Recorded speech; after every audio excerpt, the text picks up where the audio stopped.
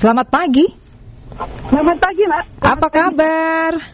Alhamdulillah, baik. Alhamdulillah. Sebelumnya kami ucapkan selamat ya, congratulate ini untuk Hari Bakti Pemasyarakatan yang ke-54 ya Ibu Sri. Betul, ke-54. Alhamdulillah. Temanya tahun ini apa ini? Temanya sangat simpel tapi mendalam maknanya. Kami pasti. Kami pasti. Apa yang menjadi latar belakang pemilihan temanya Kami Pasti ini Ibu Sri? Untuk menginternalisasi nilai-nilai yang telah dideklarasikan oleh Kementerian Hukum dan HAM, bahwa pasti itu adalah profesional, akuntabel, sinergi, transparan, dan inovatif. Wow. Nilai ini yang ingin kita jawantahkan dalam implementasi tugas fungsi jajaran pemasyarakatan dari pusat sampai ke daerah. Oke. Bisa diulang kembali tadi kontennya pasti. Dari Kami Pasti itu? Pasti, kami itu adalah kami semuanya. Kemudian pasti itu adalah akronim dari P-nya, profesional, A-nya akuntabel, S-nya sinergi, T-nya transparan, dan N-nya inovatif. Oke. Mantap ini ya. Luar biasa ya. Kami ingin mengimplementasikan tata nilai yang menjadi teknis dari Kementerian Hukum dan HAM dalam pelaksanaan tugas fungsi kami dari seluruh jajaran pemasyarakatan. Oke. Ini luar biasa nih Ibu Sri. Ya, apa yang membedakan nih untuk peringatan tahun ini ya dari peringatan sebelumnya? Paling tidak apa sih yang masyarakat bisa lihat terkait tentang Hari Bakti Pemasyarakatan yang ke-54 tahun ini? Selamat pagi Ibu Sri. Pagi. Ya, terputus pagi, ya. Iya, terputus. Ibu Sri, lantas apa yang membedakan di usianya ke-54 ini ya di peringatan Hari Bakti Pemasyarakatan? Ya, paling tidak kami jajaran pemasyarakatan dalam melakukan pembinaan kepada warga binaan pemasyarakatan, baik pembinaan kepribadian maupun kemandirian, telah menghasilkan produk yang nyata, yang bisa bernilai ekonomi dengan diekspornya beberapa produk unggulan di beberapa negara. Kemudian kemarin kami juga menyelenggarakan kegiatan IPA Fest selama 2 hari, tanggal 23 dan 24 di Taman Ismail Marzuki, yang menggambarkan bahwa pembinaan kepribadian telah menghasilkan satu karya seni dari jajaran warga binaan pemasyarakatan yang diapresiasi dengan pemberian penghargaan oleh MURI dengan mendapatkan rekor dunia. Oke. Tadi Anda sebutkan tadi produk-produk unggulan, maksudnya apa ini? Ada produk unggulan yang sudah diekspor seperti Mebeler, kemudian Coco Fiber, kemudian beberapa produk yang sekarang ini sedang diminati oleh Hong Kong, China misalnya, itu adalah Coco Fiber. Coco Fiber adalah produk dari limbah sabut kelapa yang selama ini tidak dimanfaatkan, kemudian diolah menjadi coco fiber, menjadi fiber. China ini mengekspor dalam jumlah besar dan harapannya memang kita bisa mengoptimalkan produksi, tidak hanya permintaan karena makin banyak. Mengapa coco fiber ini diminati? Karena tidak akan kena bakteri maupun jamur dan tahan untuk matras misalnya, untuk jok mobil dan seterusnya. Wah, ini informasi atau paling tidak progres yang cukup bagus ya Ibu Sri ya. Mbak, betul. Oke, lantas apa yang menjadi goal ya dari peringatan Hari Bakti Pemasyarakatan yang ke-54? Paling tidak kalau melihat dari temanya tadi ya, Kami Pasti, Ibu Sri. Kami pasti, kami ingin mengimplementasikan values ini ke dalam dunia nyata. Jadi praktek pelaksanaan tugas dan fungsi dari jajaran pemasyarakatan paling tidak harus memiliki profesionalisme, jiwa profesionalisme, juga harus akuntabel, bisa dipertanggungjawabkan dalam pelaksanaan tugas fungsinya, mensinergikan seluruh kekuatan pilar-pilar di dalam pembinaan warga binaan pemasyarakatan, transparan dalam memberikan pelayanan, kemudian juga harus inovatif, karena tanpa ada semangat inovasi, sepertinya kita tidak akan mencapai apa yang menjadi target dari jajaran pemasyarakatan. Oke, bisa diingatkan kembali kepada masyarakat inovasi atau inovatif apa saja yang memang sudah dikembangkan nih ya? Baik, ini dalam pemberian layanan khususnya kepada warga binaan pemasyarakatan, misalnya ini untuk mendapatkan pelepasan bersyarat. Kalau zaman dulu itu membutuhkan waktu yang lama, rumit, berbelit. Nah sekarang ini kami menghilangkan konotasi negatif itu, tidak rumit, tidak berbelit, tidak sulit, merubah hari menjadi menit. Nah, semua semakin pasti. Jadi tujuan hukum, kepastian, insya Allah dapat direalisasikan oleh kami untuk hari ini ke depan. Kalau dulu itu untuk mendapatkan pelepasan bersyarat lama waktunya, tidak jelas, kemudian persyaratannya tidak mudah untuk dipahami oleh para pengusul, misalnya keluarga dan warga binaan pemasyarakatan. Sekarang ini semua menggunakan aplikasi, digitalisasi, sehingga semua serba jelas, syarat, waktu, dan bahkan sebelum mereka bebas, persetujuan itu sudah bisa. Hanya tidak bisa ditandatangani surat bebasnya sebelum tanggalnya, gitu. Jadi ini akan menghilangkan pungli, penyimpangan, pasti tidak akan ada lagi. Karena semua sudah bersistem. Nah memang dalam implementasi sistem ini yang dibutuhkan adalah perubahan mindset dari kami. Kami tidak bisa melakukan apapun kalau kita tidak merubah mindset kami, tidak profesional misalnya, tidak inovasi gitu, tidak akuntabel, tidak transparan, percuma sistem yang dibangun oleh kami. Tapi dengan perubahan mindset kami, memberikan layanan dengan hospitality, mudah-mudahan apa yang diharapkan dalam mensukseskan visi dan misi ini dapat segera bisa direalisasikan. Luar biasa ya, kredibilitas dan akuntabilitas itu dikedepankan ya. Saya setuju sih ya, meskipun by system dengan cara teknologi apapun, tapi kalau mindsetnya nggak berubah tetap aja ya? Tidak, tetap aja, tetap saja, tidak akan menghasilkan apa-apa. Nah Ibu Sri Pugu Budi Utami, Anda sebagai Sesditjen Pemasyarakatan dari Kementerian Hukum dan HAM ya? Betul. Lantas di usianya yang ke-54 ya untuk Hari Bakti Pemasyarakatan, bagaimana menjawab persoalan klasik yaitu terkait tentang over kapasitas lapasnya nih? Untuk menyelesaikan over kapasitas ini paling tidak memang minimal ada dua cara. Memperlambat yang masuk, mempercepat yang ada di dalam keluar. Itu cara pertama. Bagaimana caranya? Caranya untuk kasus-kasus ringan, sebaiknya tidak masuk ke lapas, jangan masuk ke rutan. Nah ini memang tergantung dari aparat penegak hukum yang lainnya, dan utamanya masyarakat, mindsetnya jangan punitif. Mindsetnya jangan hanya pengen menghukum. Ayo dong mediasi, ayo dong dijembatani, jangan sampai misalnya begini, seseorang mencuri karena sangat amat terpaksa pada saat dia lapar, dia nggak bisa makan. Kalau ini terus masuk ke lapas, perkara-perkara 303, misalnya judi yang karena keisengan, ya kita harus memberikan penguatan kepada mereka.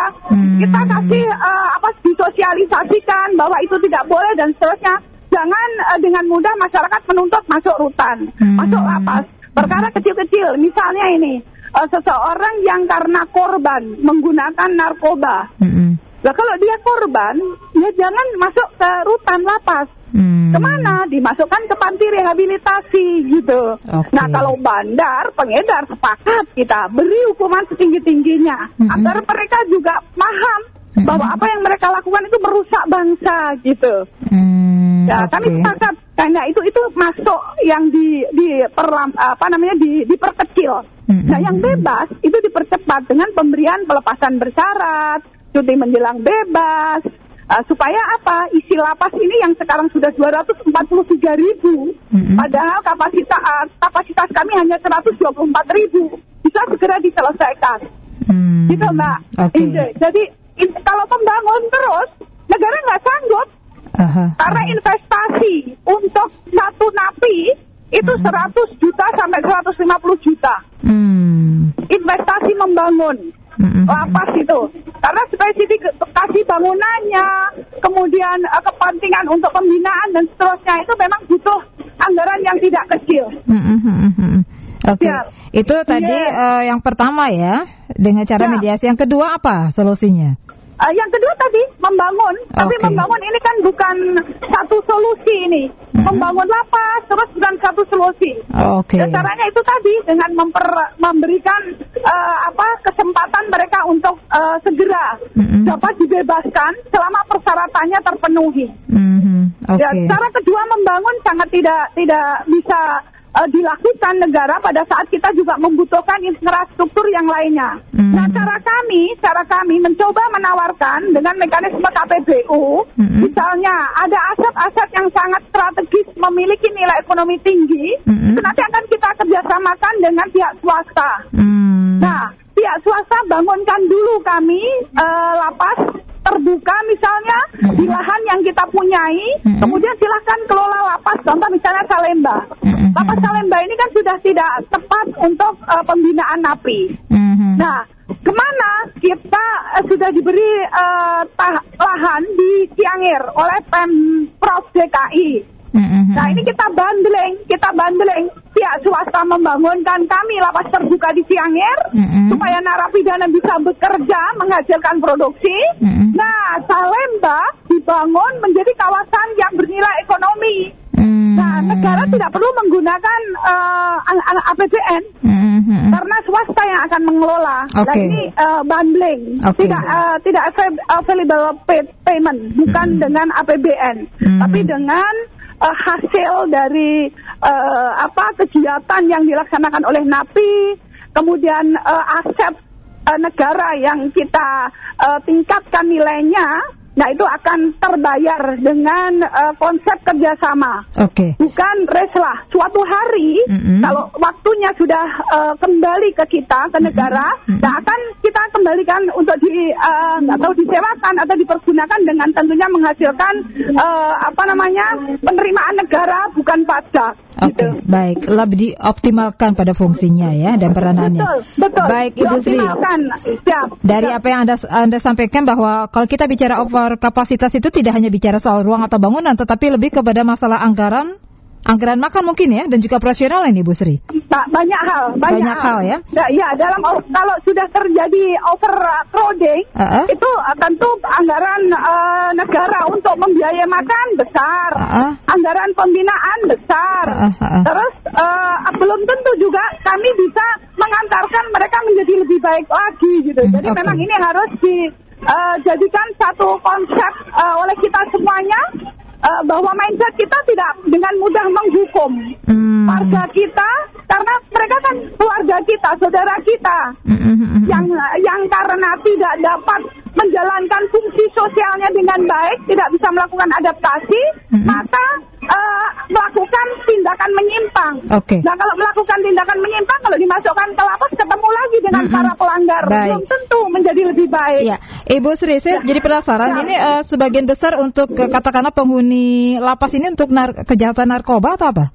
Narkoba, yang paling besar saat ini narkoba. Berapa persen? Posisinya hampir 40%. Wow, hampir 40%. Iya, hampir 40%. Dari 243.000, itu hampir 90.000 itu adalah narkoba, baik bandar, pengedar maupun pengguna. Ini secara tidak langsung berarti bisa menjadi semacam tekanan juga ya kepada lapas ya, Bu Sri? Iya, pasti. Tekanan yang sangat mengerikan ya? Iya, kami tidak memiliki biaya untuk melakukan rehabilitasi. Jadi terhadap mereka selama ini ya kita kurung. Artinya kita berikan pembinaan semampu kami. Tapi kalau melakukan rehabilitasi, dengan strategi pengobatan yang normal itu tidak bisa kita lakukan. Oke. Karena Baik, dan Ibu. ini memang harus ditangani oleh panti rehabilitasi yang memiliki kapasitas untuk itu. Iya, Ibu Sri, ada kemungkinan nggak sih kalau melihat tadi overkapasitas itu ternyata malah lebih besar penghuninya adalah narkoba ya, atau kejahatan narkoba ya? Narkoba saat sekarang fakta narkoba. Oke, baik. Apakah ada peluang paling tidak mungkin ada semacam mempercepat keluarnya napi dari lapas dengan metode pengampunan atau bagaimana? Nah itu tadi caranya dengan optimalisasi memberikan pelepasan bersyarat. Saat sudah menjalani masa pidana 2/3, nah mereka kita bebaskan. Tentu dengan persyaratan yang sudah dipenuhi. Dengan mekanisme yang memang sudah ditetapkan harus dijalani. Persyaratannya seperti apa itu biasanya, Bu Sri? Nah persyaratan misalnya masa pidananya sudah dilewati, berkelakuan baik, ada perubahan sikap yang dari asesmen kami yang bersangkutan memang sudah siap kembali ke tengah-tengah masyarakat. Kemudian tidak ada kasus lain. Kemudian dia juga bukan termasuk narapidana pidana khusus. Misalnya harus minta izin dari KPK kalau untuk koruptor atau bandar sama pengedar minta izin dari BNN misalnya seperti itu. Jadi untuk mereka yang sudah memenuhi persyaratan masa pidana, berkelakuan baik, kemudian menghasilkan karya, kemudian tidak ada kasus lain, masyarakat siap untuk menerimanya, kita bebaskan dengan mekanisme pelepasan bersyarat. Baik.